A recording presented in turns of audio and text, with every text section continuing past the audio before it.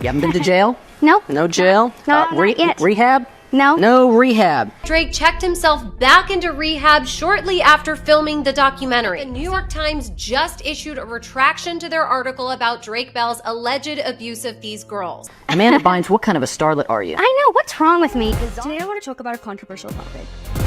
My conservatorship case. Hi everyone, welcome to Amanda Bynes and Paul Sieminski, the podcast. Listen, we need to get this out there. The guy that Amanda has made this podcast with is not a scientist. He is a sociopath. Now with actress Amanda Bynes speaking out publicly for the first time in 4 years after facing troubles in the spotlight. One day we moved in together. I went out of town and he sacrificed my dog's life. Bizarre behavior from former child star Amanda Bynes.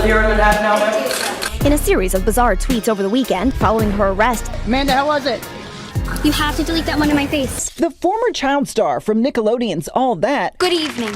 I'm Amanda. went on to star in hits like What a Girl Wants so are those the girls that are coming out? and She's the Man. What up? But then she started making headlines for all the wrong reasons. A series of driving violations, disturbing tweets, even a hospitalization under a psychiatric hold. Now, the actress is revealing details about what was happening at that tumultuous time in her life, saying that her look then was inspired by reality star Blac Chyna.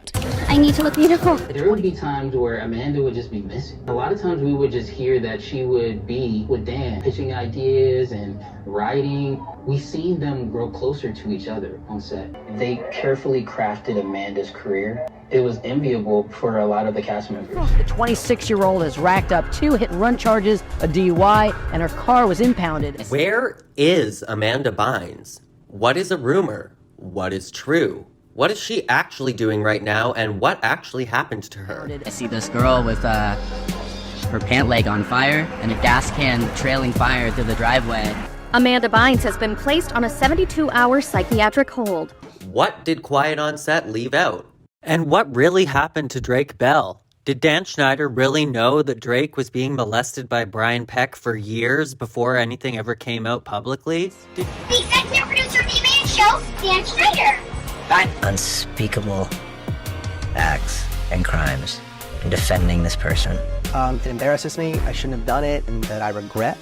And I definitely owe some people a pretty strong apology. Did Drake Bell come and do the Quiet on Set documentary just to cover up his own crimes? What really happened? And what did they leave out on Quiet on Set? Welcome back. In today's episode, we're going to be uncovering the truth. Did Dan Schneider really get Amanda Bynes pregnant at 13 years old? Did she really have an abortion to Dan Schneider's baby? Did Dan Schneider destroy Amanda Bynes' life? Did Danny Boy, Mr. Diddly Diddly, the diddler? Not to make light of such a serious situation, but did Danny the diddler know that Brian Peck was a diddly? Did Danny know that Brian was diddling Drake? Did Danny know that Drake was being diddled? Is Drake trying to cover up for his own diddling? Drake is a diddler, isn't he? Thank you guys for tuning in for another docuseries video here on my channel covering Amanda Bynes and Drake Bell and Nickelodeon and Dan Schneider, Brian Peck, all that good jazz, not so good jazz, and everything in between. So today we're going to mostly be covering Amanda Bynes and Drake Bell specifically, and what really happened in their lives, what is a rumor, what is true. We're going to be breaking down what we know and what we have evidence of in terms of Dan Schneider's actual allegations that have been put forth towards him and the rumors about Amanda Bynes being pregnant and having to have an abortion due to Dan Schneider getting her pregnant at 13 years old.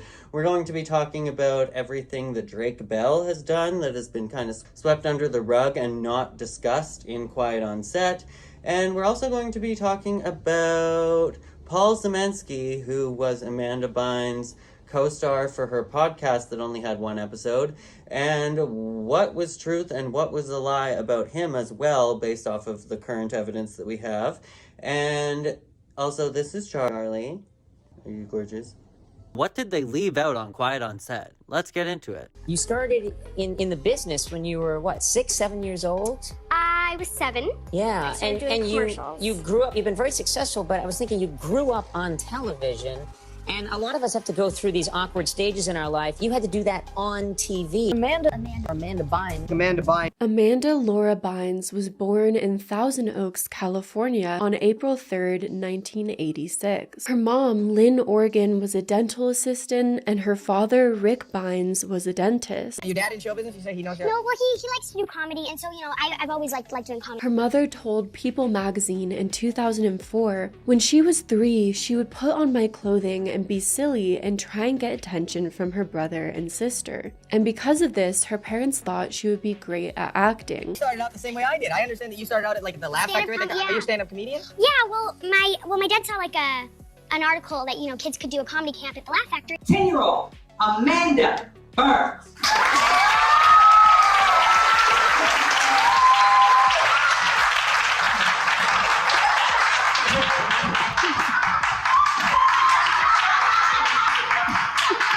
Amanda Bynes has had a tumultuous journey in the public eye. She rose to fame as a child star on Nickelodeon's All That and was the star of The Amanda Show, and later starred in movies like Hairspray and Easy A. Everything's gonna be okay. Yay! See? Alright, that's the spirit. Everything's gonna be okay. However, she faced personal struggles and legal issues, including several arrests related to substance abuse and driving offenses. As of 2014, the narrative became that Amanda Bynes had a very public meltdown, exhibiting erratic behavior on social media and in public. But how much of that was ever true? She was placed under psychiatric hold and went through a period of rehabilitation. Parents are going to make a move to create a conservatorship for Amanda because she is unable to care for herself. Following this, she appeared to be focusing on her mental health and personal well-being, though she largely stayed out of the spotlight. Because everything is not what it seems. Everything is not what it seems. The misrepresentation of Amanda Bynes. Deconstructing media narratives. In recent years, Amanda Bynes has been the subject of widespread media attention, often portrayed in a negative light. In this video, we aim to challenge the sensationalized narratives surrounding her and shed light on the real struggles that she has faced. Amanda Bynes captured hearts as a talented young actress, known for her comedic timing and infectious charm. From her breakout roles on Nickelodeon to her success in Hollywood films, she seemed destined for stardom. However, behind the scenes, Bynes was grappling with personal challenges that would soon overshadow her career. In the media frenzy that ensued, Bynes became a tabloid sensation, portrayed as, quote, crazy and out of control. Her every move was scrutinized. It's crucial to recognize that mental health struggles are complex and multifaceted. Amanda Bynes' story is a reminder that behind the headlines and sensationalized narratives, there's a real person in need of support and compassion. Can we give you a hug? Like, seriously, Amanda. Former Nickelodeon star Amanda Bynes is about to check into rehab. We know that Amanda Bynes' doctors are very concerned right now. Amanda Bynes officially charged with her DUI. Amanda is certainly not in a good place. Amanda Bynes was arrested in West Hollywood. Amanda Bynes may be a schizophrenic, feeding into harmful stereotypes about mental health and substance abuse. But what many failed to acknowledge were the underlying issues she was grappling with. According to Amanda's Instagram, she enjoys announcing projects but rarely appears to see them through. In a video from October 2023, Amanda revealed that she was working on a coffee table book with her friend Paul Sieminski. The former actor announced there was a top secret photo shoot in LA for this book that was happening on October 27th, 2023. She then invited people to text her for more information. Amanda popped back onto Instagram a few days later to say the shoot went well. We haven't heard anything since. Less than a month after the coffee book idea was shared, Amanda dropped a video about starting a podcast with Sieminski. It's super impressive that Paul's going to be a part of it because he's a scientist and a biochemist, Amanda said. The first and only episode was released on YouTube on December 11, 2023 and featured tattoo artist Dahlia Moth. Hi, everyone. Welcome to Amanda Bynes and Paul Sieminski, the podcast. Today, we are welcoming Dahlia Moth on our show. Hi, everyone. Thank you so much for being on our show. In a series of Instagram stories that have since expired, Amanda told fans the podcast was canceled. The first episode of my podcast did really well. I was actually surprised and, of course, was going to keep going after friends encouraged me to. After thinking about it, though, I would rather get my manicurist license and have a consistent job, she wrote. On March 5th, 2024, Bynes shared a photo of her Board of Barbering and Cosmetology exam results to her Instagram stories. Sadly, she failed, but promised to study harder next time. Allegations of abuse on the set of All That are detailed in an Investigation Discovery docuseries. In Investigation Discovery's Quiet on Set, The Dark Side of Kids TV, new details about a Nickelodeon show creator Dan Schneider are disturbing. The first show he created for the network was The Amanda Show, which ran from 1999 to 2002.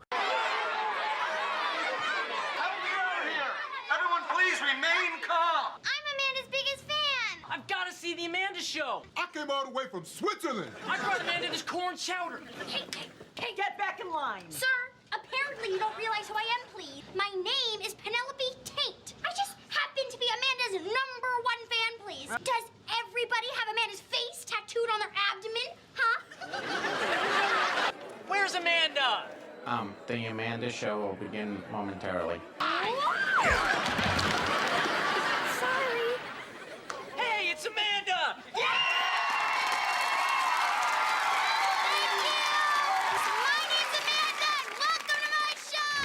Hey, put those checkers away and let's play something really fun. From there, Amanda co-starred in WB's What I Like About You with Beverly Hills 90210 alum Jenny Garth. Quote, I don't want to talk about Dan Schneider ever again in my life. Jenny does, however, show love for her former co-star, telling The Hollywood Reporter that she and Amanda haven't spoken since the doc dropped, sharing, I just love her and I would love to see her at any point. Dan Schneider was the co-creator, but his time with Amanda contributed to her filing for emancipation from her parents. Writers on the show All That, which featured Amanda in seasons 3 to 6, claimed there were sexually charged acts and writing in the sketches. Look, there's Brian Peck, aka Pickle Boy. For example, Brian Peck, who sexually abused Drake Bell and is a convicted child offender, played a character called Pickle Boy. Pickle Boy was this, character that returned again and again and again throughout the seasons of All That. That character carried around the phallic food on the fake set, which often made the cast and crew uncomfortable. The docuseries goes deeper into the inappropriate and at times disgusting environment that Schneider was apparently fostering on the sets of shows where children were usually the main cast members. Pickle Boy appeared in every episode, and he's often interacting with a celebrity. Hello? Anyone? I gotta get something to eat!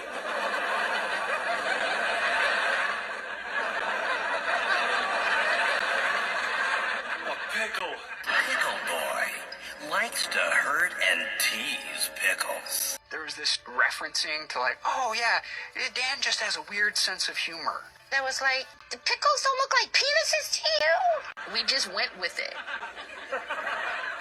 Pickles? Look, this is the mind of Dan Schneider. You gotta ask him. I remember at the time, I think it was about 2.5 years in, everyone went to Brian's house for a barbecue, and his house was a little off. He had a room that was just dedicated to vintage toys and comic books, and he'd converted his garage into a Planet of the Apes shrine. I noticed a painting in the room that stuck out to me because it had nothing to do with Planet of the Apes. It was of a birthday clown holding balloons. And Brian got very excited when I asked him about it. He flipped the thing around, and on the back it said, I hope you enjoy the painting. Best wishes, your friend, John Wayne Gacy. It was a self-portrait of serial killer, John Wayne Gacy. At this point, I'm 14. I didn't know the details, but I knew this guy's a freaking serial killer who killed a lot of young men and boys. My instinct was everyone has to see this. And so all the parents and the kids come into the room, and then Brian presents the painting again. And Brian actually developed a pen pal relationship with John. He kept this pile of letters and photos from John Wayne Gacy in his nightstand next to his bed and starts showing them to me. Your instinct is to give someone the benefit of the doubt, even in the face of like this really bad sign. It was one of those like classic failures of group psychology. This man who is like trusted as basically a supervisor of kids is not safe. What you got? Egg splat!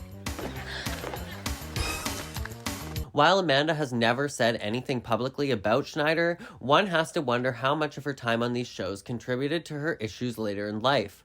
Despite the challenges she faced, Amanda Bynes showed incredible resilience in her journey toward healing. We will be getting to Drake Bell's story and Drake Bell's victims after we cover Amanda Bynes and expose all of the truth in Amanda Bynes' story. But before we cover the pregnancy that Amanda Bynes allegedly experienced from Dan Schneider at 13 years old, I think that it's important to cover the current rumors surrounding Amanda Bynes and her life, which is that of her podcast and her allegedly sociopathic dog murdering partner of a podcast host, Paul Sieminski. So this was originally covered on Sloan's channel, who is a creator here on YouTube, after a series of now deleted TikToks went out about Paul. So let's take a look at what was covered on Sloan's channel, and then we'll take a look at some receipts. Amanda's friend is a danger to society and a danger to her well-being.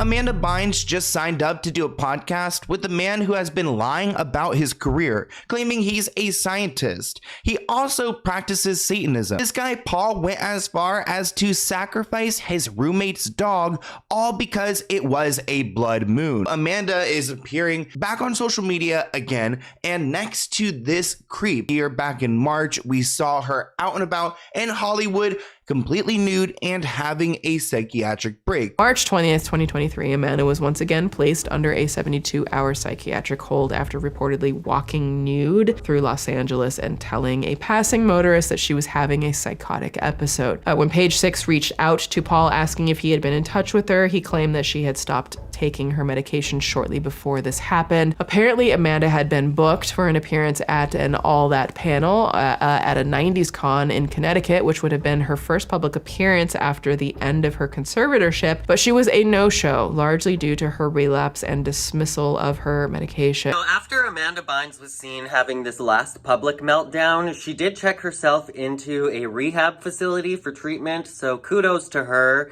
because that is obviously the responsible thing to do and not something that a lot of people can do for themselves while they're currently struggling from mental health problems. But that's not the issue here. The issue was the podcast, more specifically, the podcast partner. Amanda remained in the mental health facility for 3 weeks before being released, but she then was detained by cops and placed back on psychiatric hold in June after being deemed a danger to herself and those around her. Her team told the media that she was going to be in there for a while. She really needed to focus on her mental health. The ex-child star was placed in conservatorship for years before it came to an end in 2022. Back in November, Amanda started posting on social media again and teasing that she was going to be having this show with her friend who is a scientist. Me and Paul Sieminski are working on a podcast.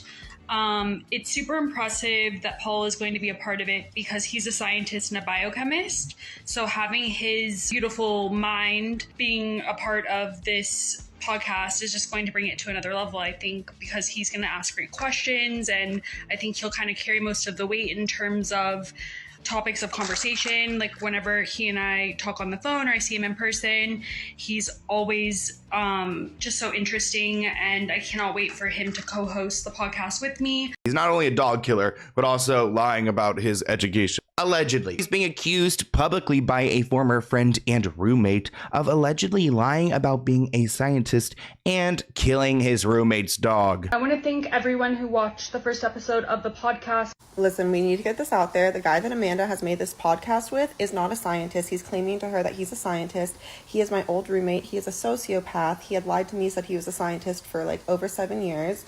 We were friends. I would be his cat sitter and dog sitter when he would go out of town for over 7 years. And then one day we moved in together. I went out of town and he sacrificed my dog's life, unalived him to a blood moon or something. and then deleted all the footage and then lied about it for months and months and months, and then left, like literally went outside for a cigarette and left the moment that I got into the security footage because he knew there was videos of him doing it on there. This is a dog that he bought.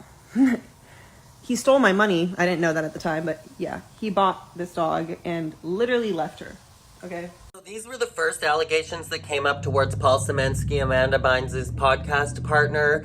But there was a lot more that came out as well as people trying to dispel this. For example, the internet sleuths were saying that he is actually a scientist and that wasn't a lie. Some people in the comments are going to his LinkedIn profile and calling out the fact that he does have an education in science, but she clarified that he never worked as a scientist. Like, yeah, you got the degree. And honestly, this person's arguing that, yeah, like if he got the degree, he's a scientist. I'll explain what his father did to me in a video. He came into the house while my 14-year-old sister was showering and threatened her naked and said that the comment cuts off there, but then she goes on saying that he's absolutely insane for doing this, like he wouldn't get caught. So according to some people, Paul Sieminski is a truthful scientist. Depending on who else you ask, Paul Sieminski may also be referred to generously as an exaggerator, and at worst as a straight-up con man and a grifter. So is Paul Sieminski really a Satan-worshipping dog sacrificer, or does the truth lie somewhere in between? For reasons that I will never effing understand, a lot of people on TikTok really bought into this. Some, if not all, of the claims are verifiably false. For instance, Paul is most likely a working scientist, if not the expert he presents as. Quote, according to the podcaster's LinkedIn, he's currently polishing off his studies at UCLA, where he's pursuing his PhD with a bunch of scientific stuff listed. It is vital to note here that Sieminski's claims about UCLA appear to be false. That's according to research conducted by, and it's been confirmed that Paul left that laboratory during the pandemic. Like, it's verifiable, Scarlett. Like, here's a published work with his damn name on it. His ResearchGate profile listing these confirmed works has his damn photo on it. So what about the dog sacrificing? These last clips have been from Swoop, who is a documentarian here on YouTube, but what about the dog sacrificing and the blood moon? False. Shocker! Through some behind-the-scenes discussions with mutuals that the blood moon ritual is also very likely false. Shocker! Now, personally, some behind-the-scenes conversations is not enough to be evidentiary support for me, so I will let you guys believe whatever you want to believe. Dear God, let it be false. Now, whether it was the inspiration, but shortly after those allegations went live, Amanda announced that she was already ending the podcast, telling fans in a TikTok that, quote, even though the podcast is doing really well and response has been great, I am going to take a pause on it for now. We are not able to get the type of guests that I'd like on this show, like, say, Jack Harlow or Drake. The real question is, what about Amanda Bynes' 13-year-old pregnancy? How connected are these two, Dan Schneider and Amanda's issues? Because their relationship goes way back. Today, we're going to talk about how inappropriate Dan was towards Amanda and what he doesn't want you guys to know. Now, it was actually years and years and years ago that Amanda Bynes' rumors about her getting pregnant from Dan Schneider actually surfaced to the internet. And it was Amanda Bynes that broke these rumors. But what is the truth? Just a quick word from our sponsor. If you are not familiar with True Smile veneers, they are fully removable cosmetic veneers that fit over top of your original teeth. Basically, you send away these molds or impressions that get mailed to your house, and they will make you a custom pair of veneers that will fit over top of your teeth, similar to a retainer, except for they're literally as thin as a contact lens. I absolutely love these, and I've been using them for like 5 years. I don't wear them all the time, but you can. I personally love them for like on stage or flash photography or anything like that. You can currently save $70 US off using the code SPARKS70 at checkout, and that is at www.truesmileveneers.com. And thank you so much to True Smile Veneers for setting me up a discount code to share with you guys. If you are interested in learning more about True Smile Veneers or saving $70 off your own pair, I will leave more information down in the description box with the website, and also a link to this video that you see here on screen. And all that being said, let's get back into the video. Amanda went through some terrible things. Remember when Nickelodeon randomly let go of Dan Schneider and they gave him $7 million to walk away with? Amanda reached out to her friend, entity lawyer, and asked him to post something on his website. And in that post, she included a sentence that says, "Dan did it." She capitalized some certain words within the sentence, and you guys can see the message is clear. She wants you to know that Dan did it. So let's talk about Amanda and Dan. Entity lawyer, who is a person who runs a website called Crazy Days and Nights. It's a gossip forum, and they shared a lot about Amanda and her experiences with Dan. And he's just sitting there like he owns the place. And I'm thinking, he looks so creepy. He looked so creepy. And I said something like that to that effect to Amanda. And I said, and then she said something like, "I know all about fat and creepy." And I know the one time that she had said something about her dad molested her, and I don't know if that's true. But I think what she kind of meant, and I'm just guessing, is that her parents weren't around when she was getting molested. So in a sense, her parents were doing it. I follow you into the park. This Twitter channel, Obscure Nickelodeon, they have exposed a lot about Nickelodeon, and they've also been in contact with some victims from Nickelodeon who have stepped forward and spoken about their experiences. A former actress in Hollywood who wants to remain anonymous worked on The Amanda Show and many other Nickelodeon shows. This former actress contacted this Twitter page, and she brought up some interesting information about Amanda Bynes, Drake Bell, and others. Dan Schneider would regularly hold Amanda from behind like he was her boyfriend or something. Her parents would just stand there and let her suffer. This person who came forward shared a lot about what happened on The Amanda Show, and there were supposedly 4 people that they know of who were harmed by Dan, or just harmed in, Dan's supervision. First off, of course, Amanda Bynes. She was Dan's golden child and absolute favorite because her parents did not interfere at all. Her parents would let Dan or whoever do whatever they want to with Amanda because her parents have obviously been in it for the money. I mean, Amanda has been crying out to please let her free and get her mother out of this conservatorship because her mother is eating up all of her money and just recently purchased a house in Texas. So yeah, Amanda and her parents do not have a good relationship. And I'm sure they will never have a great relationship, especially because her parents put her in a terrible situation, allowing these creepazoids to she would binge eat from all of the sadness. This former actress who spoke out also shared that there were other victims that she was aware of. One of them was Jenna Morrison. I went into the girls' room, but you weren't there. Really? I'm pretty sure. Want me to go check? No, we already started the show. Oh, I like eggs. Debbie from The Amanda Show is on TikTok. This girl. I like eggs. Please come forward and reveal yourself. Jenna, we have to know your thoughts on Dan Schneider. Following the release of Quiet on Set, TMZ reported that sources with direct knowledge that Amanda, Rick, and Lynn Bynes were approached to participate but turned the offer down. According to their sources, Amanda, whom we're told did not watch the documentary, declined to sit for an interview on account that she felt she just didn't have anything to share that would further their cause. And honestly, I seriously, certainly hope that she didn't go through those things. The things that the people on that documentary share are horrific. So I certainly hope that no more people went through that. But also, I don't blame Amanda for not watching it, and I almost think maybe it's healthier for her not to. I don't know that she needs to relive her time in that period, even if it was a good experience or an okay experience. There were a lot of things going on with her back then and consistently throughout all the years as we've documented. Oh, he's so beautiful. How beautiful. Charlie. You're so handsome.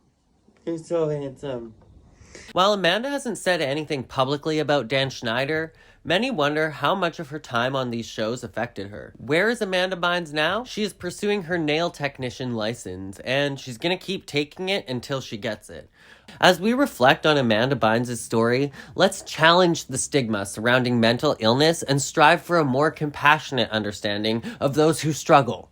Together, we can rewrite the narrative and support individuals like Amanda Bynes on their path to recovery. So is Amanda Bynes' podcast partner Paul Sieminski really a dog-sacrificing sociopath? It looks as if those rumors can be fairly easily dispelled, but where there's smoke, there's fire, so I guess you never know. What do you guys think? Do you think there is any truth to that? As well as the Amanda Bynes being pregnant from Dan Schneider's baby. I wanted to at least touch on where those rumors came from in the first place. It was Amanda. As you can see, it was from an email that she sent to Entity Lawyer. However, was she on drugs at the time?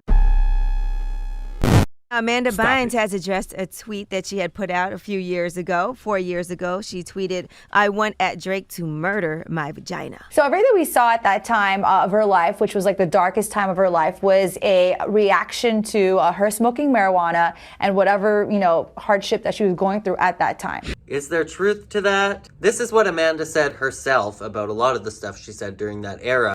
Well, she recently did an interview on Highly Scoop and explained what she was talking about. Here's what she said.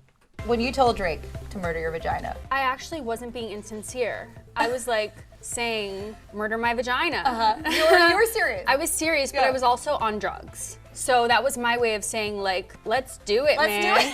But I was like on drugs and trying to be hilarious. Personally, I will be wishing the absolute best for Amanda Bynes and her recovery and her happiness. I hike, I go spinning, take spinning classes, and I feed the homeless. Did Black China really steal your look?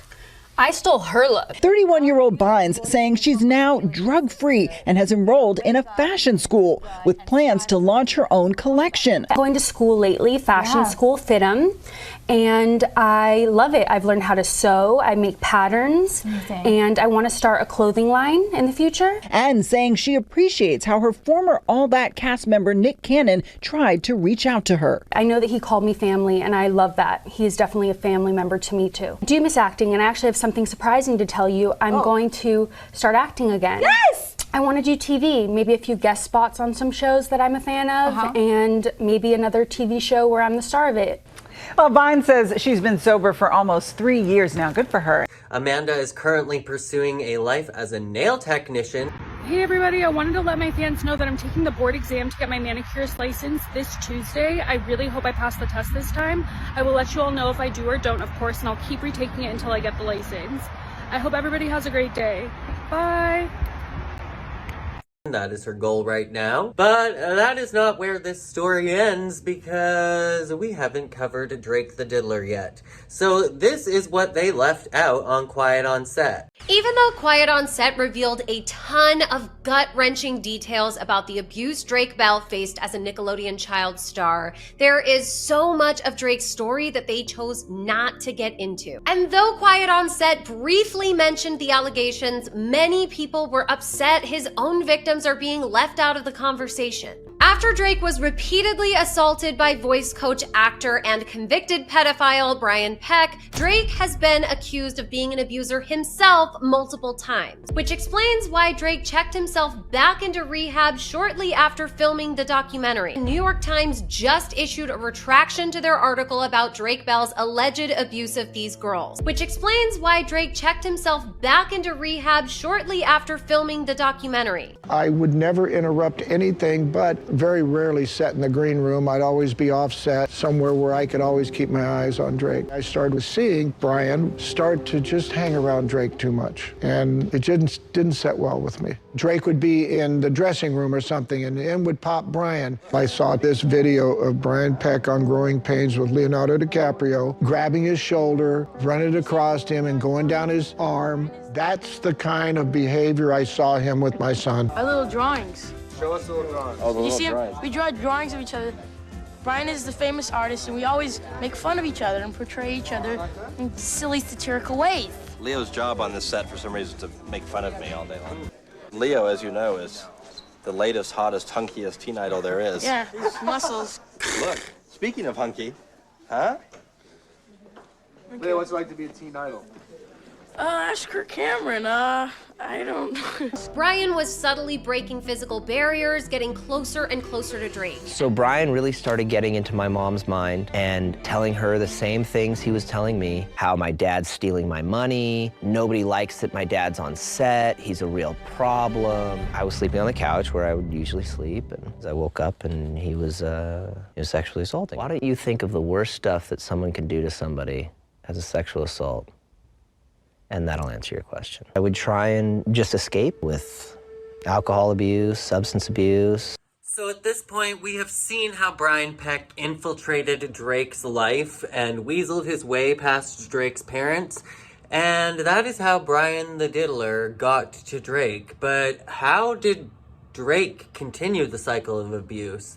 That's what we're gonna get into. Because arguably, this is what they absolutely missed out on covering in Quiet on Set. You can't cover all of this story and leave this out. In 2021, years into a new relationship with Janet von Schmeling, Drake pled guilty to child endangerment after exchanging sexual messages with a 15-year-old fan 4 years prior. Drake had groomed her from the age of 12, being friendly toward her on social media before starting to make lewd comments once she turned 15. And then abusing her after his concerts. New York Times reported that I'm a registered SO and that I pled guilty to SA on it, which is all not, which they just printed a retraction, by the way. I will simply say this, some of these claims that were made about sending photos of genitals, no such image was presented. However, Drake did still plead guilty to inappropriate and sexual conversations with the victim. Charges stopped at child endangerment and dissemination. So is Drake Bell actually a diddler? And there were witnesses, including the victim's friend, whose statements went against the victim's accusations of physical SA. It's kind of hard to tell without any substantial proof. The victim said one time Drake physically assaulted her when she was alone in a room with him after a show, but her friend said she was actually never alone in the room with him. And that friend was very clear that the victim had never gone into Mr. Bell's room alone, period. It sounds like we have hearsay coming in both directions, so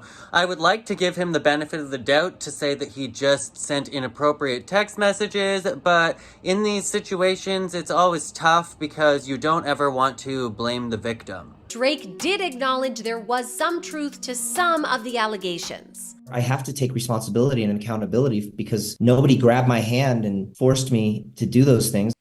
Now, there was also a bunch of other allegations that came forward from Drake's previous exes, but nothing that would really be saying that he is a child molester.